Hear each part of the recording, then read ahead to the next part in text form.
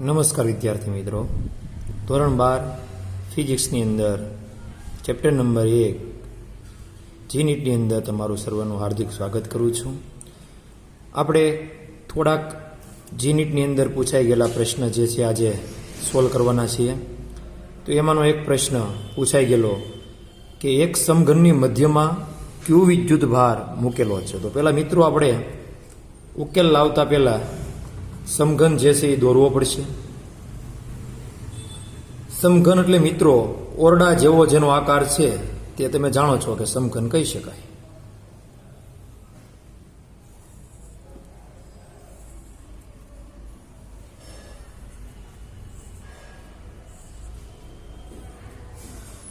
તો મિત્રો આ બની ગયું આપણે સમઘન. આ સમઘન જે છે એની મધ્યમાં એટલે એક્ઝેક્ટ અહીંયા વચ્ચોવચ ક્યુ અને માઇક્રોકુલમ છે. મિત્રો ખાસ ધ્યાન આપજો, કેવો કુલમ છે? માઇક્રોકુલમ વિદ્યુત ભાર મૂકેલો છે. આટલું વસ્તુ આપણે થઈ ગયું. આ બની ગઈ તમારે આકૃતિ. હવે પછી શું કીધું છે? તેની કોઈ પણ પૃષ્ઠમાંથી બહાર આવતું ફ્લક્સ, એટલે કે પૃષ્ઠ એક આ પણ કહી શકાય, બરાબર છે. આ એક નંબર આપો એટલે એક આ બાજુનું, આ બીજી બાજુનું, આ ત્રીજી બાજુ, આ ચોથી, આ ઉપરની તરફ વચ્ચે જે અહીંયા બહારની તરફ અહીંયા તે પાંચમી અને એની પાછળ જે છે એ 6, તો 6 પૃષ્ઠ થાય મિત્રો, બરાબર છે. તો આ કોઈ પણ એક પૃષ્ઠમાંથી બહાર આવતું તમારે ફ્લક્સ મેળવવું છે. તો આખે બધાય પૃષ્ઠમાંથી પસાર થતું કુલ ફ્લક્સ કેટલું?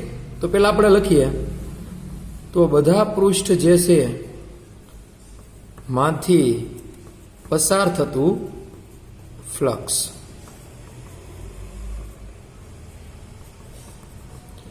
ફાઈ કુલ કહીએ ત્યારે કેટલું આવશે? તો ક્યુ બાય એપ્સિલોન 0. કોના નિયમ અનુસાર? તો ગોસના નિયમ અનુસાર. આ ઇક્વેશન તમારે આવી ગયું હતું, sigma q divide by epsilon 0.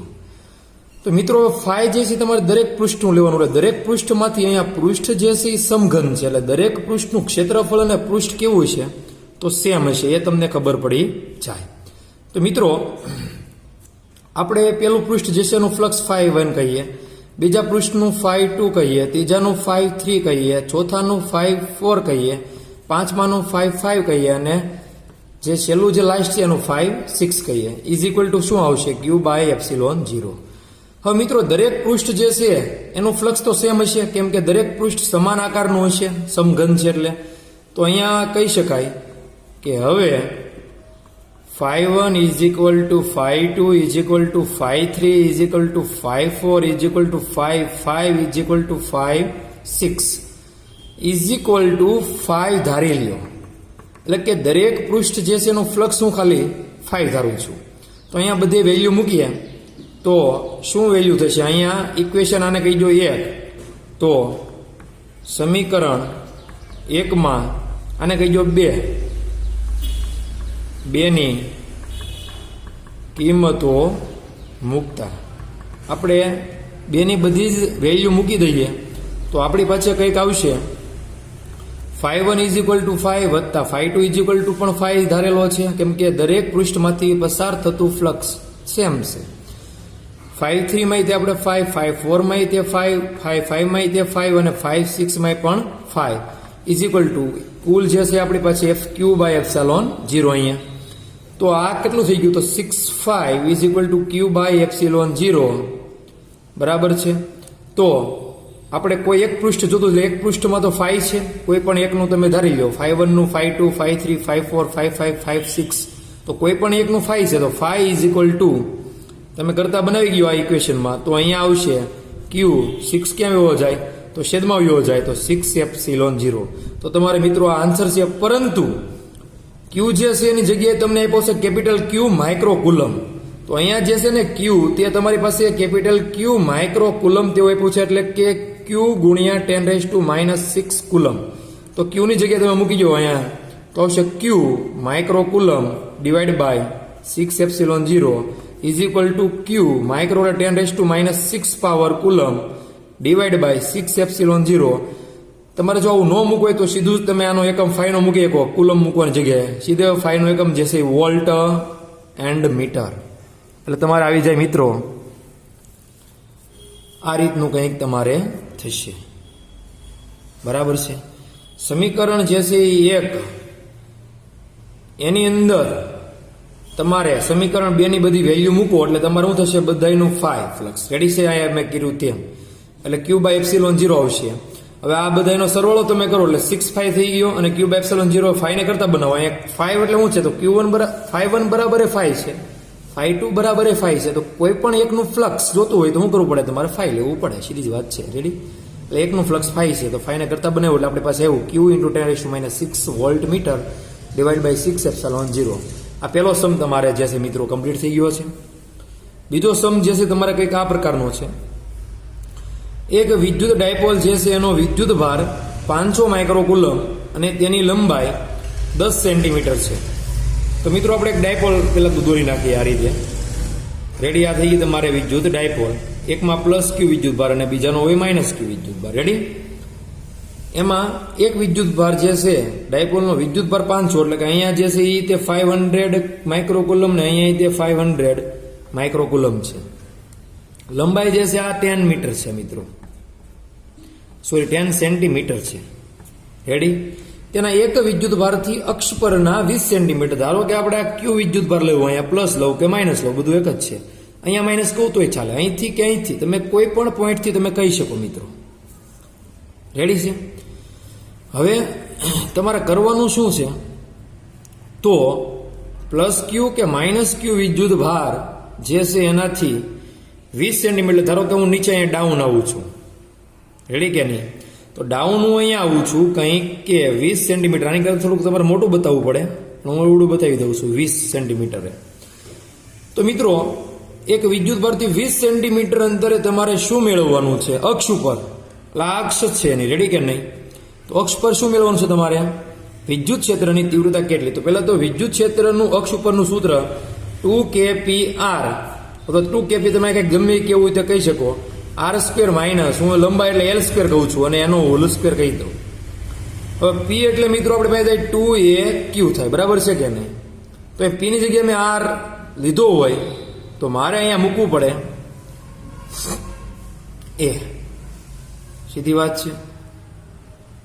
અહીંયા એ જે છે કેટલું છે તો એ એટલે કે લંબાઈ એટલે કે 10 એટલે કે એની જગ્યાએ આપણે અહીંયા જુઓ તમે આ ઇક્વેશનમાં મેં l લીધો છે એટલે અહીં l લઈશું એટલે આપણે એમ કહીશું કે 2lq. રેડી, l તમારી પાસે મિત્રો આપેલું જ છે રકમની અંદર. લંબાઈ જે છે એ 10 સેન્ટીમીટર છે એટલે એનું તમારે કન્વર્ટ કરવું પડશે મીટરની અંદર એટલે 0.1 મીટર તમારે આવશે મિત્રો. રેડી છે.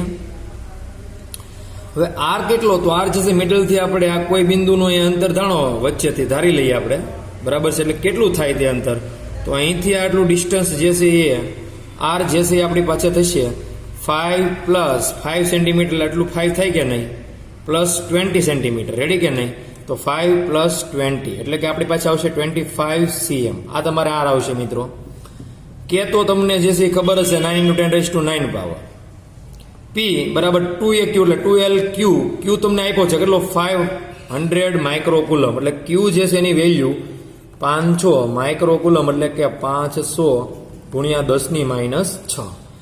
આ રીતે તમે જો આની અંદર બધી વેલ્યુ મૂકશો એટલે તમારે એનો આન્સર જે છે મિત્રો કંઈક તમને આવો મળશે 6.25 × 10⁷ ન્યૂટન પ્રતિ કુલંબ. આ રીતે તમારે આ જે છે એક્ઝામ્પલ એને સોલ્વ કરી કાઢવાનો છે. રેડી છે. હવે મિત્રો આપણે એક્ઝામ્પલ નંબર 3 લઈએ.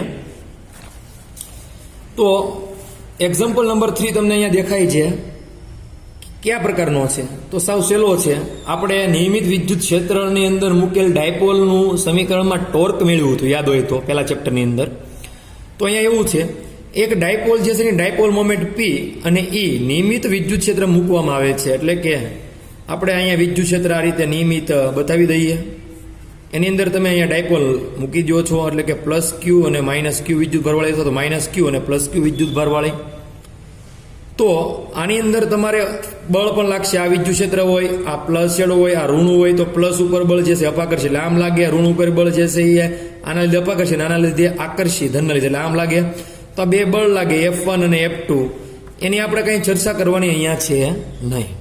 આપણે જે મેન ચર્ચા જે છે એ મિત્રો તેના ઉપર લાગતું ટોર્ક. તો આપણે ટોર્કનું સૂત્ર મિત્રો સીધું જ મેળવ્યું હતું કે ડાયપોલ મોમેન્ટ p × e. એટલે કંઈ વધારે અહીંયા કંઈ વધારાની ચર્ચા આપણે કંઈ કરીશું નહીં. એટલે સીધું જ આપણે મૂકી દઈએ કે ટાવ એટલે કે ટોર્ક ટાવ બરાબર પી ક્રોસ સી, સીધું જ ફોર્મ્યુલા છે. આ તમારો થઈ ગયો મિત્રો આન્સર. તો આવા પણ પ્રશ્ન મિત્રો ખાલી ફોર્મ્યુલાના ક્વેશ્ચન પણ ફિઝિક્સની અંદર પૂછાતા હોય છે જીનીટની અંદર. તો આમાં પણ તમારે ખૂબ જ ધ્યાન આપવાની જરૂર છે.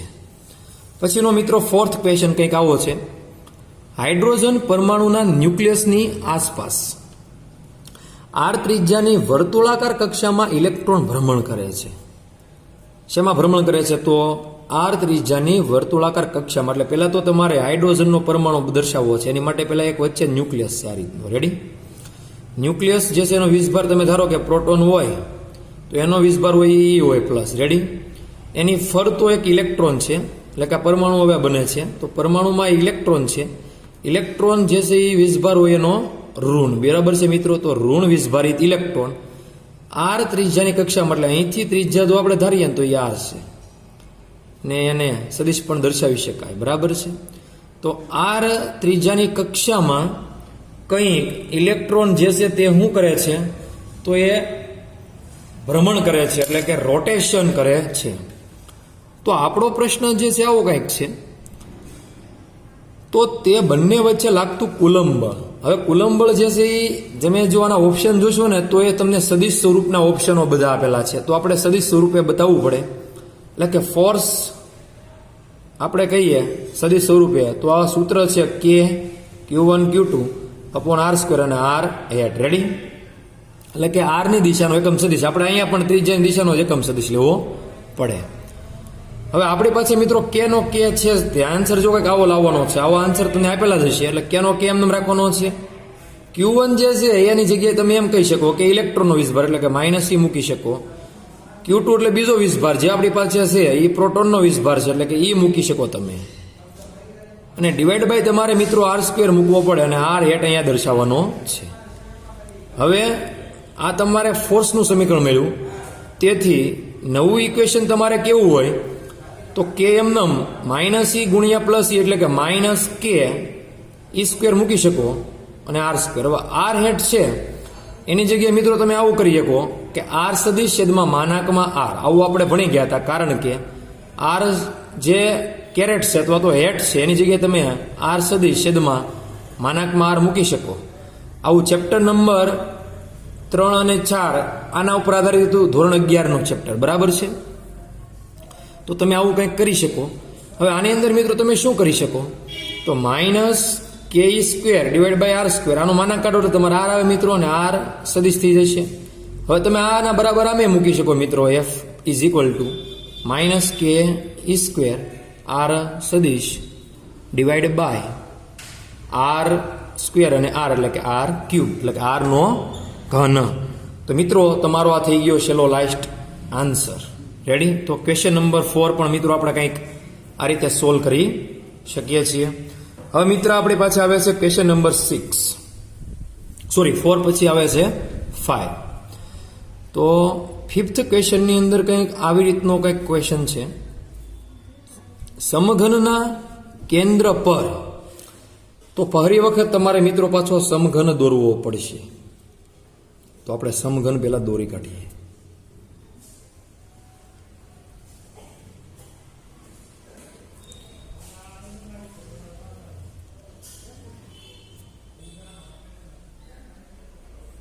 આપણે કંઈક સમઘન બની ગયો. એનો કેન્દ્ર એટલે કે વચ્ચોવચ મિડલમાં તે ક્યુ વિદ્યુત ભાર મૂકેલો હશે, સ્મોલ ક્યુ વિદ્યુત ભાર. બરાબર છે? તેની કોઈ એક બાજુમાંથી પસાર થતું વિદ્યુત ફ્લક્સ, એટલે ફરી વખત એક બાજુમાંથી, એટલે ધારો કે સપોઝ આ બાજુ આપણે કહીએ અથવા આ બાજુ કહીએ અથવા આ બાજુ કહીએ અથવા આ બાજુ કહીએ. આની પહેલાં જે આપણે પહેલો ક્વેશ્ચન જે સોલ્વ કર્યો ને મિત્રો, ફર્સ્ટ ક્વેશ્ચન, એવો જ ક્વેશ્ચન આની અંદર પણ પૂછેલો છે. તો દરેક બાજુ જે છે એમાંથી કોઈ પણ એક બાજુમાંથી, એટલે એક તો આ બાજુ, આ સાઈડની આ બાજુની. ટૂંકમાં આ સમઘન શું છે એ તમને પહેલાં મિત્રો હું કહી દઉં કે સમઘન એટલે એક પ્રકારનો ઓરડો. જે આપણો રૂમનો ઓરડો હોય છે એમાં કેટલી બાજુ હોય પહેલાં વિચારી લો. તો 6 હોય, તમે જોઈ લો. 8 નો હોય. ખૂણા જે છે એ કુલ 8, પણ બાજુ જે છે એ 6 થાય. બરાબર છે? હવે પસાર થતું કુલ ફ્લક્સ આપણે કહીએ ને, તો સોલ્યુશન કરાવું છો મિત્રો, ઉકેલ સોલ્યુશન.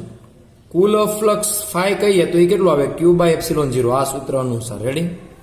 હવે અહીંયા આપણી પાસે ક્યુ નો ક્યુ એમ છે, એટલે કે અહીંયા ચેન્જ કરીશું નહીં, પરંતુ કુલ ફ્લક્સ ફાઈ જે છે એ આખામાંથી પસાર થાય છે. આ જે છે એ ગોસના નિયમ મુજબ આખા સમઘન માંથી પસાર થતું, એટલે અહીંયા ટોટલ છે આ ફ્લક્સ, કુલ ફ્લક્સ છે. પરંતુ આપણે તો મિત્રો કેટલું જોઈએ છે? તો આપણે મિત્ર ખાલી જોઈએ છે એક બાજુમાંથી, એટલે દરેક બાજુનું ફ્લક્સ હું કહી દઉં કે ∅1 વત્તા ∅2, બીજુંનું ત્રીજીની ∅3, ચોથાનું ∅4, પાંચું ∅6 સુધી તમારે લેવું પડશે. બરાબર છે? તો કેટલું થશે? એ તો ક્યુ બાય એપ્સિલોન 0. આ કુલ જે છે એ કેટલું છે? તો બાજુ 1 2 3 4 5 અને 6 થઈ ગઈ. જો ફરી વખત ગણાવો, 1 2 3 4, આ બહારની પાંચમી અને એની પાછળની જે હોય, આ બહાર જે હોય વચ્ચે ખાલી જગ્યા દેખાય છે તમને, એની પાછળની સાઈડની એક, એટલે 6 બાજુ. હવે બધાનું ફ્લક્સ સમાન જ હોય બાજુમાંથી, સમઘન છે, એટલે 5 + 5 + 5 + 5 + 5 + 5, ∅1 નું 5, ∅2 નું 5, ∅3 નું 5, ∅4 નું 5, ∅5 નું 5 અને ∅6 નું 5 = ક્યુ બાય એપ્સિલોન 0. તો બધાનો સરવાળો કરો એટલે તમારે આવે 6 ∅ = ક્યુ બાય એપ્સિલોન 0. તેથી ∅ = ક્યુ બાય એપ્સિલોન 0 અને 6 આવશે. પરંતુ આન્સર કંઈક આવો છે લાવવાનો. તો આની અંદર તમારે જુઓ તો અમુક વસ્તુ આવી ગઈ છે કે ક્યુ બાય 6 એપ્સિલોન 0 આવી ગયું છે. અહીંયા ક્યુ છે બાય 6 એપ્સિલોન 0 છે, ઉપર 4 પાઈ છે, નીચે 4 પાઈ છે. તો આપણે એમ કામ કરીએ કે ઉપર 4 પાઈ વડે ગુણીએ, નીચે 4 પાઈ વડે ગુણીએ, એટલે કે તેથી નવો answer ∅ = 4 pi q divide by 6. 4 પાઈને પહેલા લખવું એટલે 4 પાઈ એપ્સિલોન 0. એટલે તમે આને આમ પણ કહી શકો કે 4 પાઈ ક્યુ બાય 6, કેમ કે 4 પાઈ એપ્સિલોન 0 એટલે કે પણ મૂકી શકાય આપણા નિયમ મુજબ. તો મિત્રો આપણે 5 એક્ઝામ્પલ જે છે આ રીતે સોલ્વ કરી કાઢ્યા છે. હવેનો નવો એક્ઝામ્પલ 6th જોઈએ આપણે. જી નીટનો મિત્રો 12 સાયન્સ ફિઝિક્સ ચેપ્ટર નંબર 1 નો કંઈક 6th એક્ઝામ્પલ આ રીતનો છે. એક વિદ્યુત ડાયપોલમાં વિદ્યુત ભારનું મૂલ્ય Q અને ડાયપોલ મોમેન્ટ P છે. આ ડાયપોલને નિયમિત વિદ્યુત ક્ષેત્રમાં મૂકેલો છે. જો ડાયપોલ મોમેન્ટની દિશા વિદ્યુત ક્ષેત્રની દિશામાં હોય, એટલે કે પહેલા તો મિત્રો તમારે વિદ્યુત ક્ષેત્ર દોરવું પડશે, જે આપણે દોરી કાઢીએ. આ રીતે વિદ્યુત ક્ષેત્ર એ થઈ ગયું. અહીંયા તમારે એક મિત્રો ડાયપોલ મૂકેલો છે, એટલે કે -Q + Q. કેમ હું અહીંયા -Q ને અહીંયા +Q મૂકું છું? કારણ કે ડાયપોલ મોમેન્ટની જે દિશા છે P ની, તે દિશા તમારે વિદ્યુત ક્ષેત્રની દિશામાં છે, એટલે -Q થી +Q વિદ્યુત ભાર તરફની હોય. બરાબર છે? એટલે P ની દિશા જે છે હું આ દિશામાં બતાવું છું, વિદ્યુત ક્ષેત્રની દિશામાં. હવે પછીનું જે તમને વાત કરવામાં આવી છે તે, જો ડાયપોલ મોમેન્ટની દિશા વિદ્યુત ક્ષેત્રની દિશામાં હોય તો તેના પર લાગતું બળ. હવે અહીંયા જે છે પોઝિટિવ, અહીંયા નેગેટિવ ચાર્જ, અહીંયા બળ આમ લાગશે, અહીંયા બળ આમ લાગશે. રેડી કે નહીં? તો આપણે F કુલ વાત કરીએ, એટલે કે અહીંયા બળ લાગે ને હું કહી દઉં F1 એ કેટલું છે? -QE છે. રેડી ને? -Q અને E નો E. અહીંયા જે કંઈક 4 લાગશે આ ઓલો ઉપર, એ બળ જે છે એને કહી દઉં F2 સદિશ, તે કેટલું છે? તો +QE. રેડી? તો અહીંયા કહેવાય કે F1 + F2. F1 કેટલું મિત્રો? તો -QE અને F2 કેટલું? તો +QE. કેમ કે એંગલ કાંઈ બનતો નથી, અથવા તો એક જ દિશામાં એક જ રેખા ઉપર છે ને પરસ્પર વિરુદ્ધ દિશામાં છે, એટલે બળ શૂન્ય મળે, એવું આપણે પહેલા જોઈ ગયા હતા. તો આનો આન્સર આવશે 0, એટલે જવાબ આવશે 1 0. એટલે બળ જે છે, બળ અને હવે બીજું કંઈક છે વિદ્યુત સ્થિતિ ઉર્જા અનુક્રમે, એવી રીતના પૂછેલું છે મિત્રો. યુનું સૂત્ર મિત્રો આપણી પાસે કંઈક આવું છે કે -P cos θ, યાદ હોય તો.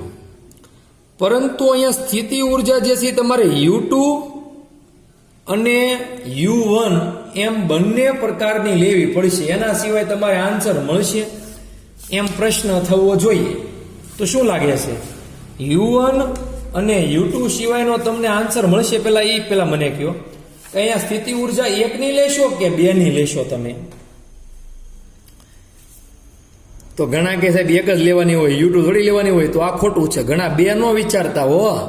તો P cos θ એવી તમે ઉર્જા લ્યો તો PE cos θ એટલે માઇનસ P નો અને E નું એમનેમ અને cos. હવે ખૂણો કેટલો? આ θ કોની વચ્ચેનો એંગલ છે? પાછો અહીંયા જે તમે θ લખવાનો છે તે θ એંગલ કોની વચ્ચેનો? તો મિત્રો વિદ્યુત ક્ષેત્ર આ P અને E વચ્ચેનો ખૂણો. તો P ની દિશા તે આ દિશામાં, તેવી રીતે E ની દિશા તે એ બાજુ, એટલે કે જમણી તરફ જ છે બંનેની દિશા. તો બંને વચ્ચેનો એંગલ કેટલો આવશે? તો બે એક જ દિશામાં, તો ખૂણો કેટલો આવે મિત્રો? 0. તો માઇનસ P cos 0. રેડી કે નહીં? તો માઇનસ P cos 0 ની કિંમત કેટલી? 1. તો આન્સર આવશે માઇનસ PE. એટલે કે P ની વેલ્યુ માઇનસ મિત્રો 2q. રેડી કે નહીં? અને E એટલે કે આન્સર તમારે કંઈક આવશે માઇનસ QAE, એટલે કે લઘુત્તમ માઇનસ 2QE. તો આ માઇનસ નિશાની શું દર્શાવે છે? મહત્તમ કે લઘુત્તમ? પેલો પ્રશ્ન એ છે, વધુ કે ઓછામાં ઓછી? તો માઇનસ નિશાની મિત્રો શું દર્શાવશે? લઘુત્તમ.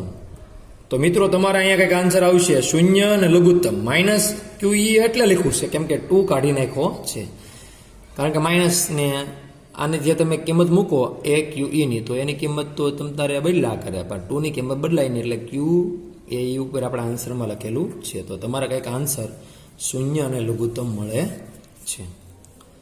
તો મિત્રો હવે એની પછીનો નેક્સ્ટ એક્ઝામ્પલ, એટલે કે 7મું એક્ઝામ્પલ જોઈએ આપણે. એક પેપરના સમતલમાં L મીટર બાજુવાળો ચોરસ છે, આકૃતિમાં દર્શાવ્યા મુજબ એમ છે. એટલે આકૃતિ આપણે બતાવી દેવાની, બધી બાજુ જે છે L છે, ચોરસ છે. અહીંયા મારે લંબચોરસ થઈ ગયો હોય તો માફ કરજો.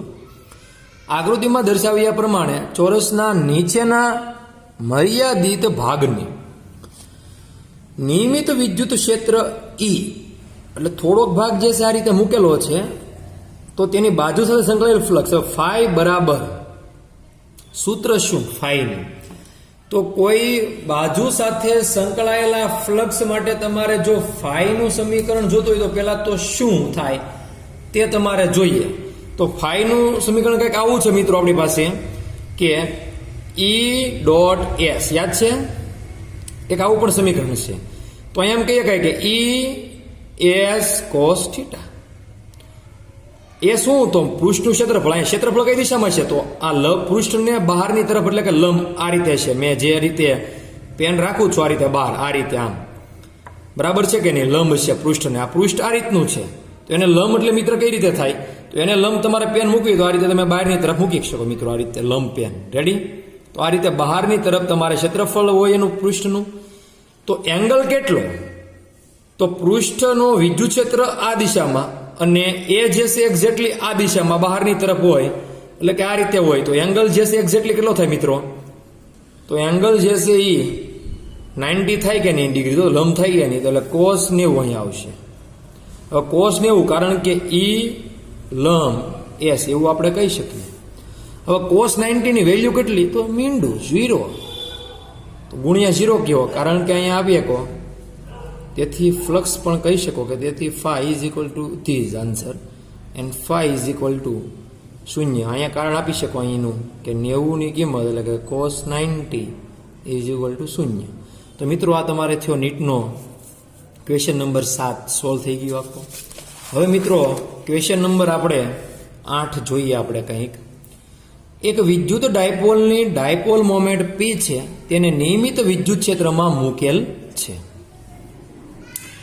એટલે કે આ રીતે એક વિદ્યુત ક્ષેત્ર છે, નિયમિત રીતનું છે મિત્રો બતાવવાનું. એની ડાયપોલ મોમેન્ટ કંઈક આપણી પાસે P છે, એટલે આ રીતે તમે -Q અને +Q વિદ્યુત ભારને નિયમિત વિદ્યુત ક્ષેત્રમાં મૂકી શકો છો.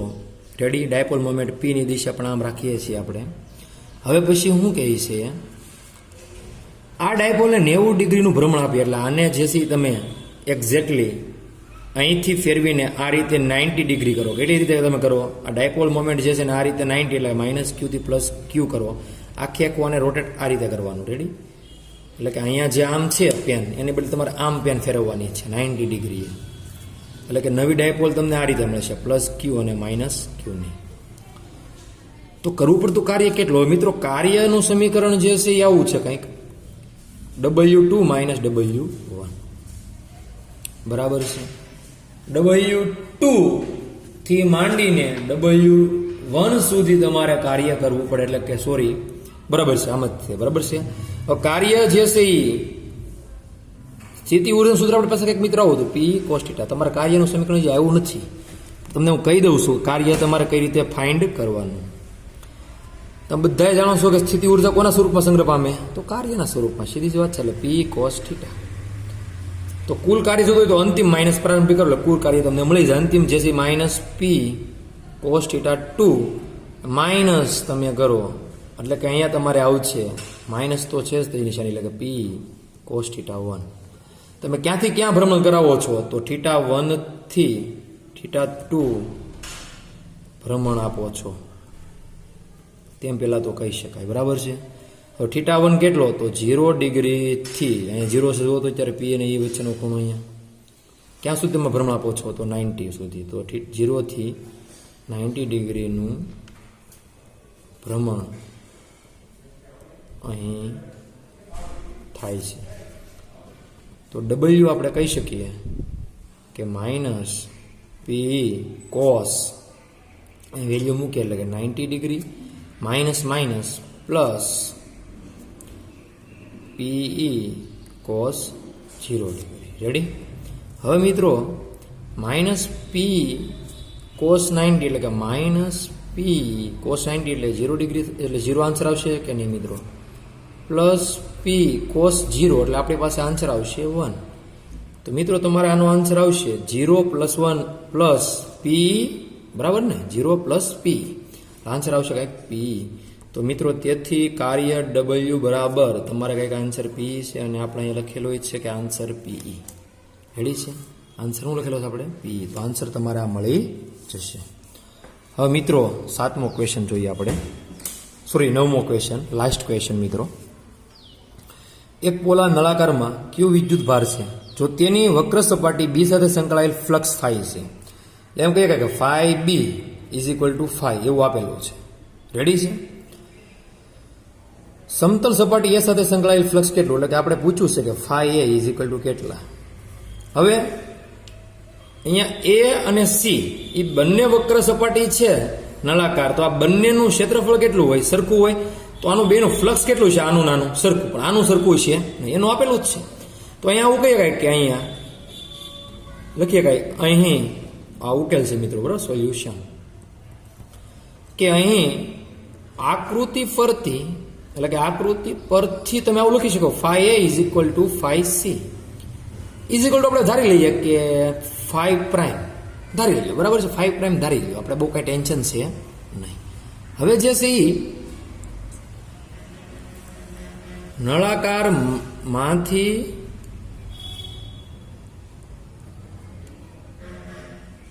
પસાર થતું કુલ વિદ્યુત ફ્લક્સની આપણે વાત કરીએ એટલે કે ફાઈ હોય તો ગોસના નિયમ અનુસાર કેટલું થાય મિત્રો?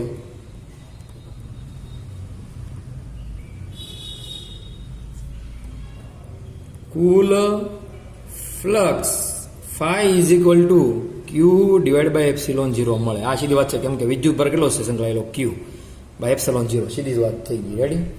પરંતુ ફાઈ જે છે તમારે અલગ અલગ બાજુનો અલગ, એટલે કે એમ કહી શકાય કે phi A plus phi B plus phi C, બરાબર છે, is equal to q by epsilon 0. હવે ફાઈ એન ફાઈ C આપણી પાસે ફાઈ પ્રાઇમ છે, બરાબર છે, અને અહીંયા લખીએ કે ફાઈ પ્રાઇમ વત્તા ફાઈ B આપણે રકમ આપ્યું છે કે ફાઈ છે. જો અહીં રકમમાં શું લખ્યું છે કે B સાથે સંકળાયેલું ફ્લક્સ ફાઈ છે લખ્યું છે ફાઈ, તો મૂકી ગયો phi plus five C is equal to q by epsilon 0. પણ ફાઈવ C ની જગ્યાએ આપ્યું છે ફાઈ પ્રાઇમ, આપણે ધાર્યું ને A અને C નું સરખું, કેમ કે જો બેયના વર્તુળ જુઓ તમે, બરાબર છે કે બેયના નળાકારનું આડછેદનું તમે જુઓ તો ક્ષેત્રફળ એ સરખું ને આડછેદ એ બે સરખી જ સાઈઝના છે. હવે શું કરીએ કાંઈ, હવે એ લખીએ કાંઈ કે રકમ, સોરી આપણે થોડુંક રહી ગયું મિત્રો બતાવવાનું, રકમ પરથી જો તો ફાઈ બરાબર ક્યુ બાય એપ્સિલોન 0 છે. હવે ફાઈ એટલે કે કુલ નળાકારનું, એટલે શું થશે તો એનું ફાઈ કહી દઈએ, બીનું ફાઈ બી કહી દઈએ અને સીનું ફાઈ સી કહી દઈએ.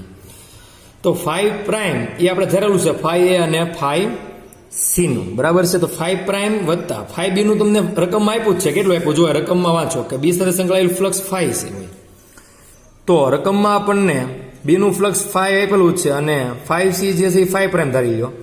તો તમારે હવે આન્સર શું આવશે કે ફાઈ પ્રાઇમ વત્તા ફાઈ પ્રાઇમ એટલે 2 ફાઈ પ્રાઇમ વત્તા phi is equal to q by epsilon 0.